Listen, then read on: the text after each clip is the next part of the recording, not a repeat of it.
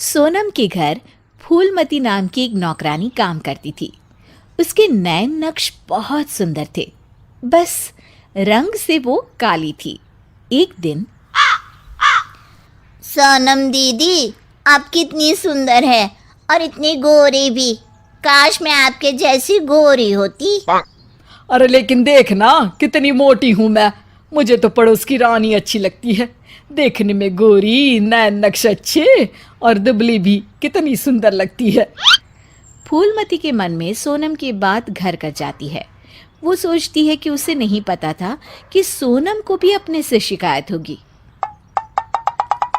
अरे फूलमती, ये क्या किया? सब्जी में इतना तेल। वैसे भी मैं इतनी मोटी हूँ, ये खाना खाकर तो कभी जिंदगी में पतली नहीं हो पाऊंगी। अरे दीदी, मैं तो आपकी जैसी होती तो कोई शिकायत ही ना थी। गोरी गोरी। अरे गोरी ही तो हूँ, खुद को तो देख। तेरे नैन नक्श, तेरा पतला शरीर। फूलमती, कोई भी खुश नहीं है इस दुनिया में अपने रंग रूप को लेकर। किसी का कुछ न कुछ छूटा ही हुआ है। हाँ दीदी, लेकिन काली तो काली ही होती है ना। अरे शायद तू नहीं समझेगी। काश मैं भी रानी की तरह होती। अच्छा चल, आज रानी खाने पर आ रही है तो कुछ अच्छा बना लेना। तभी वहां रानी आ जाती है। रानी दुबली पतली गोरे रंग की महिला होती है। दोनों सहेलियां बैठकर गप्पे मार रही होती है कि वहां फूलमती खाना लेकर आती है। अरे रानी दीदी, आप कितनी सुंदर है। काश मैं आप ही की तरह होती तो कितना अच्छा होता। शुक्रिया फूलमती, लेकिन तुम्हारे नैन नक्श तो बड़े ही तीखे हैं। हाँ दीदी, लेकिन हूँ तो काली ही ना। वैसे तो मैं भी वो सामने वाली वंदना को देखकर सोचती हूँ कि काश मैं उसके जैसी होती। हैं दीदी, आप भी अपने से खुश नहीं? ना ना, मैं तो बहुत खुश हूँ। बस जरा लंबाई, काश मेरी लंबाई वंदना जैसी होती तो कमाल हो जाता। फूलमती उन लोगों को खाना देकर वहां से चली जाती है। वो सोचने लगती है, अरे ये क्या, मैं तो सोच रही थी कि सोनम दीदी सबसे सुंदर है, लेकिन लगता है सोनम दीदी कुछ नहीं। अब तो मुझे वंदना से मिलना पड़ेगा। देखो तो सही कि वो क्या चीज़ है। एक दिन मौका देखकर फूलमती वंदना के घर जाती है और उसके दरवाजे की बेल बजाती है। हाँ बोलो, क्या काम है? मैं ना एक काम वाली हूँ और घरों में काम करती हूँ। क्या आपको किसी नौकरानी की ज़रूरत है? हाँ हाँ, ज़रूरत तो है, लेकिन सिर्फ झाड़ू के लिए। वो क्या है कि पोछा मैं खुद लगाती हूँ, जिससे मेरी फिगर मेंटेन रहती है। दीदी, एक बात बोलूं, आप कितनी परफेक्ट हैं। मतलब आप में तो कोई कमी ही नहीं है। सुंदर शरीर, लंबी हाइट, गोरा रंग। काश ना दीदी मैं आपके जैसी होती। शुक्रिया, लेकिन मैं भी परफेक्ट नहीं हूँ।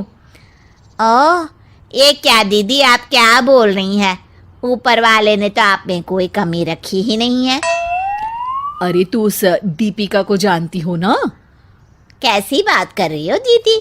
वो कहानी हर घर की हीरोइन ना? हाँ हाँ वही। उसकी त्वचा देखी है, कैसी दमकती चमकती, और कमर तो कितनी पतली है, हाय। पर दीदी, वो तो हीरोइन है, हीरोइन। वो तो पैदा ही ऐसी हुई होगी। हाँ वही तो, उसको तो भगवान ही ऐसा बनाया होगा, सुंदर, चमकता और दमकता। फूलमती सोचने लगती है, अरे ये क्या, आकांक्षाओं का कोई अंत ही नहीं है। कोई खुश नहीं है खुद से।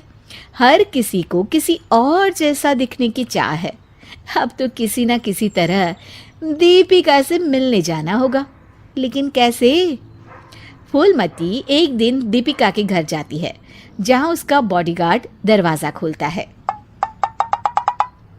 कौन हो तुम और यहाँ क्यों आई हो?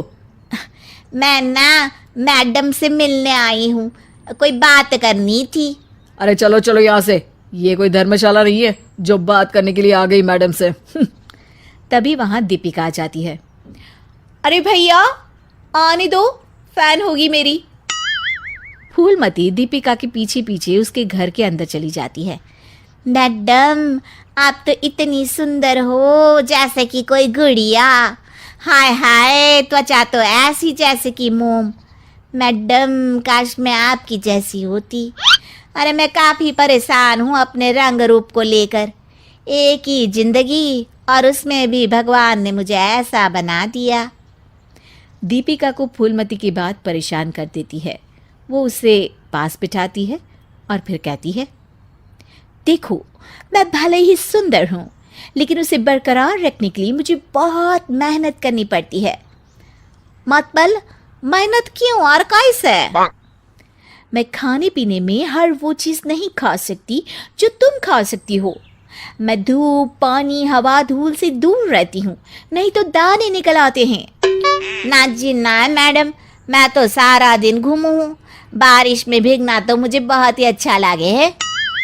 अरे महंगी महंगी क्रीम, पाउडर जिस दिन मैं लगाना छोड़ दूँ ना, तो देखो कैसी बुढ़िया सी शक्ल हो जाएगी मेरी।